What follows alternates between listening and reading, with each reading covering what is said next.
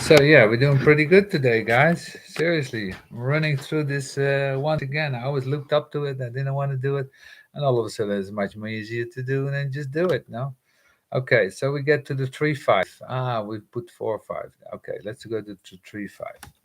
3-5 on the right angle cross of the Maya. Every time you get to the third line, you always get to reality. Remember, we saw the third line realism. You get to reality. The third line doesn't do well with nonsense. It doesn't. Life is full of too many problems to get sidetracked by nonsense because they want answers to basic questions that arise out of the dilemma of living that life of a third line being. Interdependence is this line. It's exceedingly difficult for truth to stand alone. What's so interesting is that the only one that has a blue introduction. All the others are natural mental states, and this isn't. To learn that is difficult for truth to stand alone. It was one of my favorite things in the early years. I would say truth crawls and rumors fly. Logic crawls. Human design, man, it's an incredible truth. I've been here 18 and a half years on this road. I know what it takes. One of the things that realism brings is that truth cannot stand alone. No mutation can stand alone and giving its place. It just moves and it just moves through others. The ability to establish relationships for the actualizations of truth. A lot of you wonder why I keep on talking about the potential of the 3-5 to be a great scientist, to be a great explorer. That potential is always there in them. That is, you can see that they will be at their best when they can establish relationships for the actualizations of truth, and through their nurturing and protective power to ensure a stable environment in which they can continue to grow. The pressure to know to enhance through collaboration. When you get to the mental level of the tree, the mental level of the tree is hey, we need help here to figure things out. And the only way we're going to do that is what you see out of the 61-3, the beginning of organized science, think tanks, and all these collaborative truth seeking adventures. The detriment is impatience with others and the forsaking of relationships. So many people have the 61 independent people who can't keep up. Teaching has been a wonderful thing for me. It's taught me tolerance. It's given me grace. I used to get infuriated with people who couldn't keep up. It's so typical of the 51. It's this we got to get to work, and knowing this, and you're holding up everything up. I don't know when to go through all of this again. Can't you just keep up so that we can know this and collaborate on this? On the other person is saying, I can't collaborate unless I catch up. And the 61 says that you're wrong person for me. I'll collaborate with somebody that can keep up.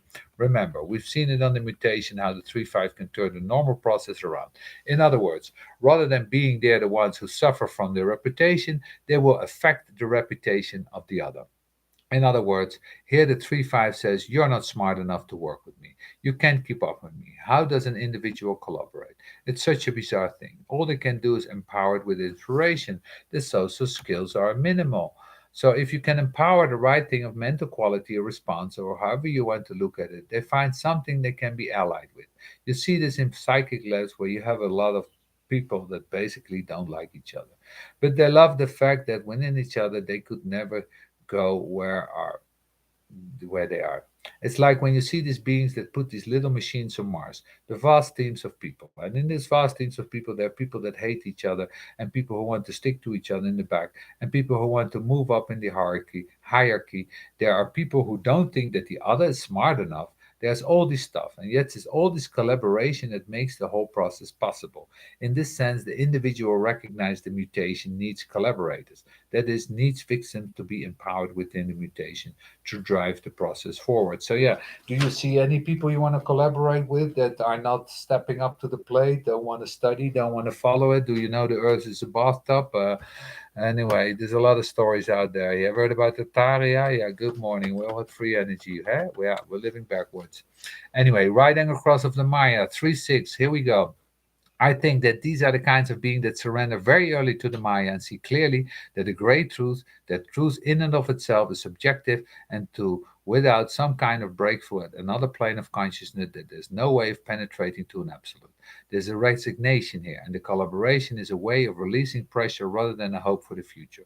They're often people that get stuck in working on very old things. In fact, they are supposed to be a new meditative area.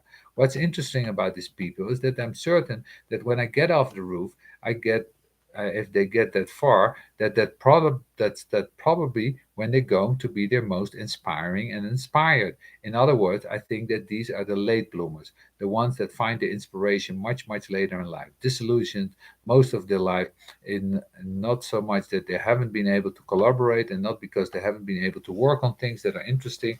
It is their inherent pessimism keeps on telling them that this is not what it's all about.